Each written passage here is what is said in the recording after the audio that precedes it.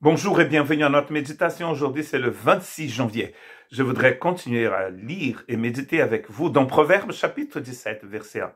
Mieux vaut un morceau de pain sec avec la paix qu'une maison pleine de viande avec des querelles. Nous sommes en train de méditer sur l'importance d'avoir cette paix dans notre cœur. Salomon était riche. Il pouvait manger des viandes et offrir des banquets.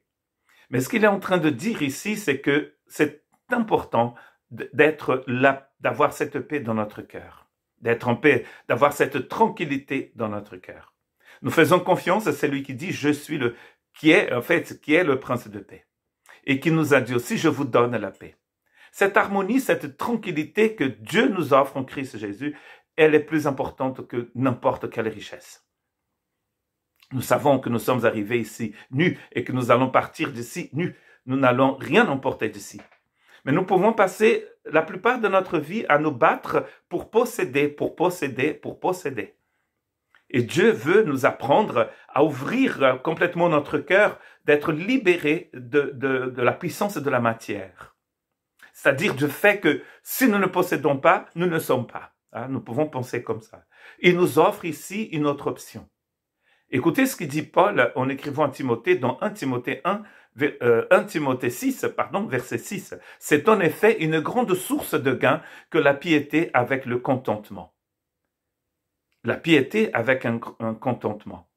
C'est une source de gain, il dit ici. Il ne dit pas, c'est magnifique de pouvoir s'enrichir.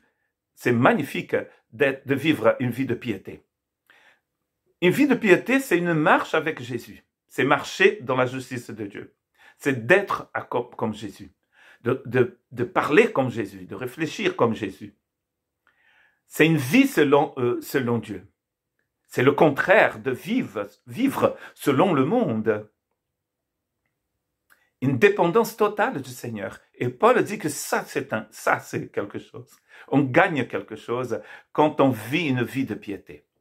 L'exhortation d'Hébreux, dans Hébreux chapitre 13, verset 5, va aussi dans ce même sens, quand il dit « Ne vous livrez pas à l'amour de l'argent, contentez-vous de ce que vous avez, car Dieu lui-même a dit « Je ne te délaisserai point, je ne t'abandonnerai point ». Il dit en citant un texte de l'Ancien Testament.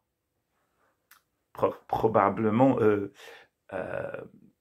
Deutéronome, mais aussi Josué. « Je ne t'abandonnerai pas ». Le souci avec les promesses, c'est que si on ne fait pas confiance à la personne qui nous a fait la promesse, elle n'est pas valable pour nous. Et donc, pour que ces promesses soient valables pour nous, il va falloir que nous fassions confiance au Seigneur, que nous puissions mettre notre confiance en lui. Dieu a une vision complète, magnifique, parfaite de ma vie et de mon existence. Et c'est exactement par où je dois passer. Il connaît tout, le début et la fin, parce que Jésus d'ailleurs dit « Je suis le commencement et je suis la fin. Je suis l'alpha et l'oméga. » Nous pouvons lui faire confiance. Donc au lieu de nous inquiéter tout le temps, laissons la paix du Seigneur vivre, être dans notre cœur, par cette confiance que nous avons en celui qui a dit « Je ne t'abandonnerai pas ». Nous pouvons lui faire confiance, parce qu'il est fidèle et bon, il est juste. Dieu ne ment pas. D'ailleurs, c'est écrit, Dieu n'est pas un homme pour mentir. Donc, s'il a dit qu'il sera avec nous, il sera avec nous. Et cela va remplir notre cœur d'une grande paix, d'une grande tranquillité. Que Dieu vous bénisse.